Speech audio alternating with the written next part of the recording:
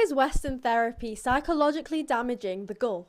Western therapy is based on Western cultural theories, so for example, post-Enlightenment individualism, Protestant confessional culture, and Cartesian mind-body dualism, which means that the mind and the body are treated as two separate entities. But even though Western therapy is obviously from the West, it's presented worldwide and used worldwide as this universal science. This ends up causing damage when it's used in societies that it was never created for. For example, in Western therapy, the focus is on healing the self, gouging the self out, understanding the self, and eventually autonomizing the self, because it comes from an individualistic society. So how does this work in a collectivist society where you're not your own person that stands alone, the one self?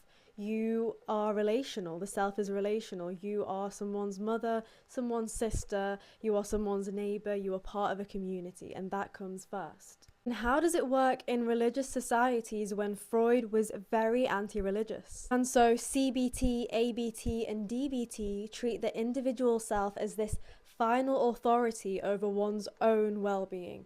Not God, not any other factor, your own self. What happens when secular tools are used within religious society? Or when therapy talk like boundaries, trauma, and codependency are translated from English to Arabic, they become distorted. All of this ends up causing a split self in the Khaliji person that does Western therapy. In the therapy room, they are an individuated person with boundaries and attachment styles and childhood wounds. But outside of the therapy room, they're back to their relational self. Someone's mother, someone's daughter, someone's neighbor. And this actually causes extreme destabilization of the self.